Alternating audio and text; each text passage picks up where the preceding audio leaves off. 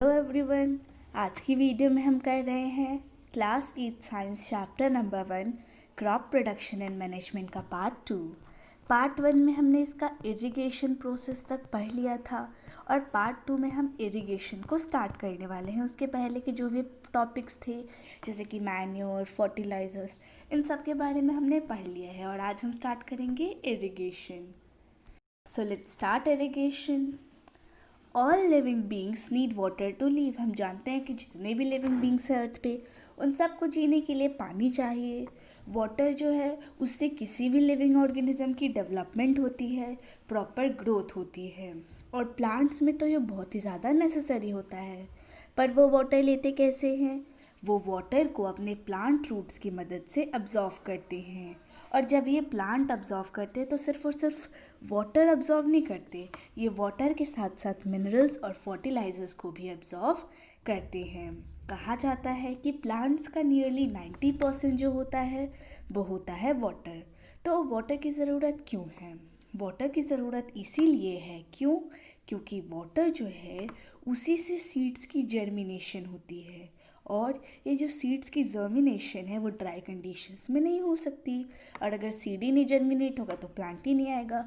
So water is very essential. Nutrients dissolve in water are transported to each part of the plant. यानी ये जो root ये सब nutrients और water और जो भी चीज़ें ये अब्जॉर्व कर रहा है इसको प्लांट के हर एक पार्ट तक पहुंचाना ज़रूरी है, जिसके बारे में हमने क्लास 7 में ही पढ़ लिया था। To maintain the moisture of the soil for healthy crop growth, fields have to be watered regularly. वैसे जनरली आजकल के गाँव में लोग जो होते हैं, आजकल के क्या बहुत पुराने टाइम से गांव के जो फार्मर्स होते हैं वो इरिगेशन के लिए रेन वाटर पे डिपेंडेंट होते हैं। पर आजकल रेन वाटर का कोई ठिकाना ही नहीं है, कभी भी हो जाती है, कभी ठंडी में, कभी गर्मी में, कभी भी हो जाती है और कभी कभी होता है कि रेनी सीजन में तो होती ही नहीं है। तो ऐसे में वो लोग क्या करते हैं, सॉइल का मॉइस्चर मेंटेन करना तो ज़रूरी है, इसके लिए वो खुद ही आर्टिफिशियली उसे वाटर करते हैं रेगुलरली। तो यही जो प्रोसेस है जिसमें क्रॉप्स को रेगुलरली वाटर सप्लाई किया जाता है एट रेगुलर इंटरवल्स, उसी को कहा जाता है इरिगेशन। अब अलग अलग क्रॉप है, अलग अलग ज़रूरत है, अलग अलग सॉइल है तो भी अलग अलग ज़रूरत है, अलग अलग सीज़न में अलग अलग ज़रूरत है। तो इसी वजह से किस क्रॉप में कितना पानी डालना है, कितनी बार डालना है, ये हर क्रॉप में वैरी करता है। अगर बारिश का सीज़न है तो हम कम डालेंगे क्योंकि बारिश की पानी जो है हमारी ज़्यादा रिक्वायरमेंट को फुलफ़िल कर देगी। वही अगर गर्मी का मौसम है तो जो वाटर की फ्रिक्वेंसी है वो हाई होनी चाहिए। क्योंकि उस वक्त इवापोरेशन का रेट बहुत ज़्यादा होता है, इसी वजह से सॉइल जो है वो अपने मॉइस्चर को खो देती है। ना Boojho is saying something. I am very careful this year about watering the plants. यानी इस साल प्लांट्स को वाटर करने के मामले में वो बहुत ज़्यादा केयरफुल है। क्योंकि पिछले समर उसके जो प्लांट्स थे वो सूख के मर गए। क्यों मर गए भाई? क्योंकि पानी नहीं दिया, सीड जर्मिनेट नहीं हुआ। अगर जर्मिनेट हो भी गया तो प्लांट जो है और डेवलप नहीं कर पा रहा है, अपनी ग्रोथ को मेंटेन नहीं कर पा रहा है और इसी वजह से वो मर गया। अब इरिगेशन के सोर्सेस क्या है? तो इसके बहुत सारे सोर्सेस है जैसे कि well, tubewell, pond, lake, river, dam और बहुत सारे canals. Now let's see traditional method of irrigation. यानी इरिगेशन के ट्रेडिशनल मेथड कौन कौन से हैं? So the water available in wells, lakes and canals is lifted up by different methods in different region. यानी अलग अलग रीजन में इसी पानी को बहुत सारे मेथड में यूज़ किया जाता है। अलग तरीके से उसे वेल्स तक पहुंचाया जाता है, फील्ड्स तक पहुंचाया जाता है और फिर अपनी फील्ड को इरिगेट किया जाता है और इसमें कैटल या फिर ह्यूमन लेबर का यूज़ किया जाता है। ये जो मेथड्स होते हैं सस्ते होते हैं पर काफ़ी कम एफिशिएंट होते हैं। अब कुछ ट्रेडिशनल वे के नाम दिए हैं, मोट जिसको पुले सिस्टम भी कहा जाता है और चेन पंप, ठीक है। और भी कुछ नीचे नाम दिए हैं जैसे कि देखली और रहाट। अब इनके पिक्चर देख लेते हैं। सबसे पहले है आपका मोट। तो कुछ इस तरह का स्ट्रक्चर होता है मोट का। वेल से पानी निकाला, फिर इस तरह से कुछ लंबा सा कैनाल टाइप सा, नाली टाइप सी खोल दी जाती है फील्ड तक और पानी जो है वो फिर सीधा फील्ड में जाता है। फिर ये है चेन पंप। तो चेन पंप में क्या करते हैं, इस तरह से पानी निकाला और फिर इसमें जा रहा है। फिर है देखली। तो देखली में भी कुछ इस तरह का स्ट्रक्चर होता है। एक लकड़ी की मदद से पानी को निकाला जाता है और फिर उसको फील्ड्स में इरिगेट किया जाता है। और रहाट में बलक का यूज़ किया जाता है, जिसको लीवर सिस्टम भी कहा जाता है। Pumps are commonly used for lifting water, यानी पानी को आमतौर पे लिफ्ट करने के लिए पंप्स का इस्तेमाल किया जाता है। डीजल, बायोगैस, इलेक्ट्रिसिटी और सोलर एनर्जी, इन सब का इस्तेमाल किया जाता है इन पंप्स को चलाने के लिए। यानी पंप जो है पानी उठाएंगे और पंप को चलाने के लिए ये सारी चीज़ें हैं। अभी हमने देखे थे traditional methods and now we will see modern methods of irrigation. Modern methods of irrigation help us to use water economically, यानी इससे क्या होता है, पानी को हम इकोनॉमिकली यूज़ कर पाते हैं। ठीक है, अच्छे से आजकल हम जानते हैं कि आज के वर्ल्ड में पानी की थोड़ी सी स्कार्सिटी है, तो उसको ध्यान में रखते हुए ये मॉडर्न मेथड्स का यूज़ किया जाता है। इसमें वाटर कंजर्वेशन जो है वो इसका मेन कॉन्सेप्ट और थीम होता है। इसके दो सिस्टम हमें दिए हुए हैं, एक है स्प्रिंकलर सिस्टम और दूसरा है ड्रिप सिस्टम। स्प्रिंकल करना मतलब क्या होता है, स्प्रिंकल करना मतलब छोटे छोटे ड्रॉप्स छींटना, तो कुछ इसी तरह का सिस्टम होता है ये sprinkler system. This system is more useful on the uneven land, यानी जो लैंड इवन नहीं है, बराबर नहीं है, वहाँ पे ये ज़्यादा यूज़फुल है। और ऐसे लैंड पे भी यूज़फुल है जहाँ पे सफिशिएंट वाटर अवेलेबल नहीं है। इसमें क्या करते हैं, परपेंडिकुलर पाइप होती है जिनके ऊपर में रोटेटिंग नोजल होता है। ठीक है, और ये जो रोटेटिंग नोजल है चारों तरफ घूमता है और रेगुलर इंटरवल्स पे हर जगह पानी पहुंचाता है। When water is allowed to flow through the main pipe under pressure, यानी वाटर जो है उसके ऊपर प्रेशर लगाया जाता है, उसी की वजह से वो सही डायरेक्शन में फ्लो करता है। और ये काम किसकी मदद से किया जाता है, पंप की मदद से। And it escapes from the rotating nozzles, यानी रोटेटिंग नोजल से ये बाहर निकलता है। यानी सबसे पहले मेन पाइप से प्रेशर लेके उधर गया, फिर रोटेटिंग नोजल से ये बाहर निकलेगा। उसके बाद ये क्रॉप की तरफ इस तरह से स्प्रिंकल होते हैं, जैसे मान लो बारिश हो रही है, कैसे बारिश की drops drop drop by sprinkle होती है, ठीक उसी तरह से स्प्रिंकलर सिस्टम का भी पानी स्प्रिंकल होता है। अब ये जो स्प्रिंकलर है ये लॉन्स के लिए काफ़ी यूज़फुल है, कॉफ़ी प्लांटेशन के लिए काफ़ी यूज़फुल है और बहुत सारे और क्रॉप्स के लिए भी यूज़फुल है। देख सकते हैं ये है कुछ स्प्रिंकलर सिस्टम का स्ट्रक्चर। सबसे पहले यहाँ से प्रेशर आएगा, फिर वो इधर जाएगी। अब यहाँ पे हर जगह पाइप है, इस पे पहुँचेगी और यहाँ से स्प्रिंकलर होगा और ऐसा लगेगा जैसे कि मानो बारिश हो रही है। फिर है ड्रिप सिस्टम। तो ये सिस्टम जो है इसमें वाटर कंजर्वेशन को बड़े ही ध्यान में रखा जाता है। इस सिस्टम में क्या होता है, ऐसे तो स्प्रिंकल क्या तो वो रूट पे भी जा रहा है, लीव्स पे भी जा रहा है, स्टेम पे भी जा रहा है, पर मेन कहाँ जाना ज़रूरी है, मेन जाना है रूट पे जाएगा, क्योंकि रूट ही तो ऑब्जॉर्व कर रहा है। लीव्स नहीं ऑब्जॉर्व कर रहे, स्टेम नहीं ऑब्जॉर्व कर रहे, फ्लावर्स नहीं ऑब्जॉर्व कर रहे हैं, कोई ऑब्जॉर्व कर रहा है तो वो है रूट। तो पानी कहाँ तक पहुँचना चाहिए, रूट तक। और इस सिस्टम में इसी चीज़ का ध्यान रखा जाता है। इसमें क्या करते हैं, drop by drop water directly roots में फॉल करता है। ठीक है, और इसीलिए इसे ड्रिप सिस्टम कहा जाता है। ये बेस्ट टेक्निक है फ्रूट प्लांट्स को वाटर करने के लिए, गार्डन को वाटर करने के लिए और ट्रीज़ को वाटर करने के लिए। और इसमें जो है पूरी तरह से वाटर का वेस्टेज नहीं होता है, मतलब कहीं भी वाटर का वेस्टेज नहीं होता। और ये बहुत सारे रीजन्स में बूंद यानी वरदान की तरह है, जहाँ पे वाटर की अवेलेबिलिटी काफ़ी कम है। देख सकते हैं कुछ इस तरह का स्ट्रक्चर होता है ड्रिप सिस्टम का, यहाँ से जाएगा और हर एक प्लांट के रूट्स तक ये जाएगा। ठीक है, अब है protection from weeds. Boojho and Paheli went to a nearby wheat field, यानी बूझो और पहेली जो है वो पास के एक गेहूं के खेत में गए। वहाँ पे उन्होंने देखा कि गेहूं तो उग रहा है पर उसके साथ कुछ और भी अनवांटेड प्लांट्स जो हैं वो उग रहे हैं। तो बूझो सवाल करता है क्या इन प्लांट्स को भी किसी पर्पस के साथ प्लांट किया गया है। देखते हैं। In a field many other undesirable मतलब जो हम नहीं चाहते पर फिर भी वो उग रहे हैं, वो नेचुरली उगते हैं। तो किसी भी फील्ड में जब हम मेन क्रॉप उगाते हैं तो उसके साथ साथ कुछ अनडिज़ायरेबल प्लांट्स जो हैं वो भी नेचुरली ग्रो करते हैं और इन्हीं अनडिज़ायरेबल प्लांट्स को कहा जाता है वीड्स।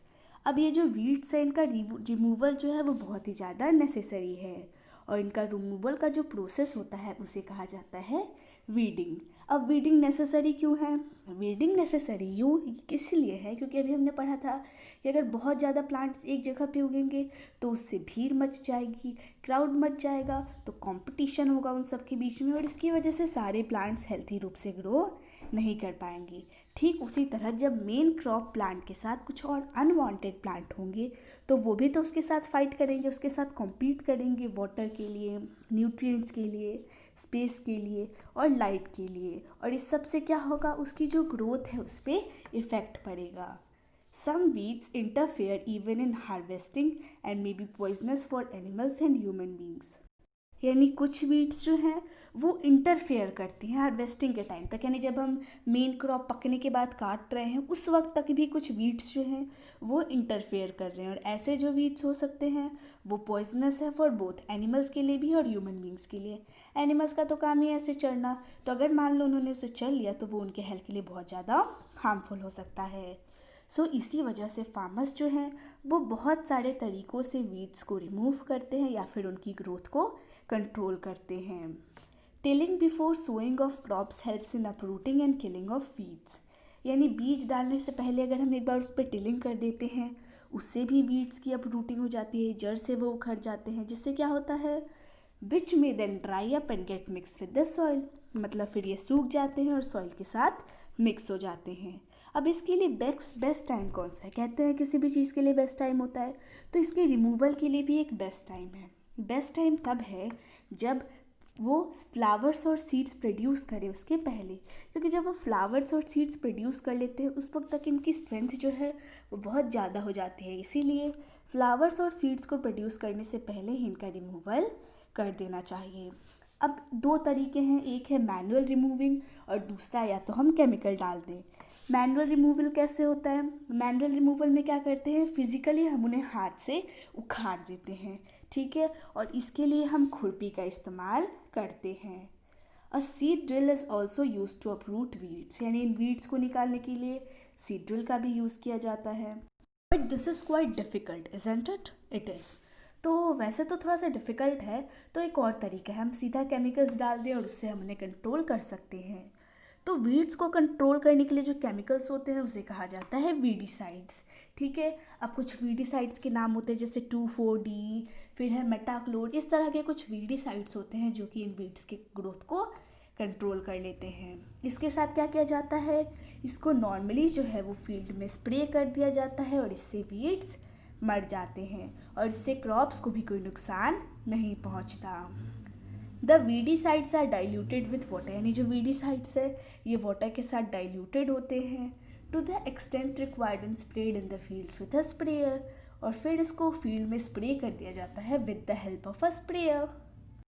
आगे देखते हैं, देख लीजिए कुछ इस तरह का स्ट्रक्चर होता है, किस तरह से वीड्स को स्प्रे कर दिया जाता है वीडिसाइड्स को। तो अब बूझो एक क्वेश्चन कर रहे हैं कि अगर कोई इंसान वीडिसाइड स्प्रेयर को हैंडल कर रहा है, वो वीडिंग मतलब इसको स्प्रे कर रहा है, तो क्या उसके लिए कोई नुकसान पहुंचेगा, कोई इफेक्ट होता है? तो हमने पहले ही पढ़ा था, क्या पढ़ा था, weedicides are spread during the vegetative growth of weeds before flowering and seed formation. यानी कब हम उसको स्प्रे करते हैं, उसके वेजिटेटिव ग्रोथ के पहले। फ्लावर और सीड उसके वेजिटेटिव पार्ट्स होते हैं, तो उनकी ग्रोथ के हम पहले ही उस पर स्प्रे कर देते हैं। तो जब वो वीडिसाइड्स को स्प्रे कर रहे हैं तो इससे फार्मर की हेल्थ पे भी असर पड़ सकता है, इसीलिए एडवाइस किया जाता है कि वो इन केमिकल्स का यूज़ बड़े ही ध्यान से करें। केमिकल्स का यूज़ करते वक्त अच्छे से अपनी नाक को कवर कर ले, मुंह को कवर कर ले एक कपड़े के पीस के साथ, ठीक है, या फिर वो मास्क का भी यूज़ कर सकते हैं, ठीक है। इसके बाद है harvesting. Harvesting of a crop is an important task. यानी क्रॉप की हार्वेस्टिंग करना जो है बड़ा ही ज़रूरी काम है। जब क्रॉप पक जाता है उसके बाद जब हम काटते हैं उस प्रोसेस को कहा जाता है हार्वेस्टिंग। ऐसा नहीं कि तुरंत उगाया, थोड़ी सी लेंथ दिखी, काट दिया, दैट इज़ रॉन्ग। हार्वेस्टिंग मतलब जब वो पक जाए तभी काटना है, ठीक है। In harvesting crops are pulled out or close to the ground. यानी क्या किया जाता है, या तो उसको ज़मीन से उखाड़ दिया जाता है या ज़मीन के पास के थोड़े से पोर्शन तक से उन्हें काट दिया जाता है। एक जो सीरियल क्रॉप होता है उसे पकने में 3 से 4 महीने लगते हैं। अब हमारे देश में जो हार्वेस्टिंग की जाती है, हमारे यहाँ जो हार्वेस्टिंग की जाती है वो मैन्युअली इंसान के द्वारा ही की जाती है, एक सिकल की मदद से। कुछ इस तरह का स्ट्रक्चर होता है सिकल का, या फिर एक मशीन के द्वारा जिसे हार्वेस्टर कहा जाता है। इन द हार्वेस्टेड क्रॉप, यानी जो हार्वेस्टेड क्रॉप है इसमें ग्रेन भी है और चाफ भी है। तो अब ग्रेन को चाफ से सेपरेट करने के लिए भी एक प्रोसेस होता है जिसे कहा जाता है थ्रेसिंग, और इसको करने के लिए एक अलग से मशीन होती है जिसे कहा जाता है कंबाइन, जो कि एक हार्वेस्टर भी है और थ्रेशर भी है। यानी इससे हार्वेस्टिंग भी हो जाएगी और ग्रेन और चाफ सेपरेट भी हो जाएंगे। कुछ इस तरह का स्ट्रक्चर होता है कंबाइन का। यहाँ से देखो जो है, यहाँ से क्या हो रही है हार्वेस्टिंग, और यहाँ पे जब हम अपना रखेंगे चाफ और ग्रेन दोनों को, तो यहाँ से चाफ और ग्रेन सेपरेट होके निकलते हैं। After harvesting sometimes stubs are left in the field, यानी कभी कभी क्या होता है हार्वेस्टिंग करने के बाद भी फील्ड में थोड़े थोड़े प्लांट ग्रोथ जो है बच जाती है। तो इनको हटाने के लिए क्या करते हैं फार्मर्स जो है वो इसे जला देते हैं। ऐसा सुन के पहेली जो है वो थोड़ी सी चिंतित है, क्योंकि जब जला रहे हैं तो उससे क्या हो रहा है एयर पोल्यूशन, इससे ज़्यादा आग भी लग सकती है, क्रॉप्स डैमेज भी हो सकते हैं, ठीक है, और एयर पोल्यूशन भी होता है। Farmer with small holdings of land do the separation of grain and chaff by winnowing, यानी जो छोटे छोटे फार्मर्स होते हैं ये बड़ी बड़ी मशीन्स अफोर्ड नहीं कर सकते, वो ग्रेन और चाफ को किस मेथड से सेपरेट करते हैं, विनोइंग मेथड से, जिसके बारे में हमने क्लास 6 में पढ़ लिया है। एक और बार रिपीट कर लेते हैं। थोड़े से हाइट पे खड़े हो जाते हैं और एक सूप में डाल के उसे ऐसे ऐसे हिलाते हैं, फिर जो लाइटर मटेरियल है वो उड़ जाता है और जो हैवी मटेरियल यानी जो हमारा ग्रेन है वो नीचे की तरफ आ जाता है, और ये है हमारी winnowing machine. Okay, now let's C harvest festivals, यानी हार्वेस्ट के बाद फसल के पक जाने के बाद, कटने के बाद कौन कौन से फेस्टिवल्स मनाते हैं उसके बारे में बताया गया है। 3 से 4 महीने की हार्ड मेहनत के बाद जो है हार्वेस्ट काटने का दिन आता है। बहुत ही अच्छा लगता है फार्मर्स को, क्योंकि जितनी उन्होंने मेहनत किया है उसका फल अब उन्हें मिलने जा रहा है। तो जब अच्छी हार्वेस्ट होती है, इसी वजह से हार्वेस्ट के बाद बहुत सारे फेस्टिवल्स होते हैं, जैसे कि पोंगल, बैसाखी, होली, दिवाली, नबन्या और बिहू, ये सब जो हैं अलग अलग स्टेट्स के हार्वेस्ट फेस्टिवल्स हैं। Now let's see our last process which is storage. अब हमने बना लिया है, काट लिया है, बस हमें उसे स्टोर करना है। तो ये जो स्टोरेज है वो सबसे इम्पोर्टेंट टास्क है, क्योंकि अगर हमने इसमें कोई गलती कर दी, गलती से भी कोई गलती इसमें कर दी है, तो उससे हमारी सारी प्रोसेस, सारी मेहनत will be become a waste. अगर उसे लंबे टाइम तक रखना है, मतलब जो आपने ग्रेन्स काट के रखे हैं अगर उसको लंबे टाइम तक रखना है, तो उसको मॉइस्चर से बचाना होता है, इंसेक्ट से बचाना होता है, रैट से बचाना होता है, और माइक्रो ऑर्गेनिज्म से बचाना है। तो अभी जो हार्वेस्टेड ग्रेन्स होते हैं इनमें बहुत ज़्यादा मॉइस्चर होता है।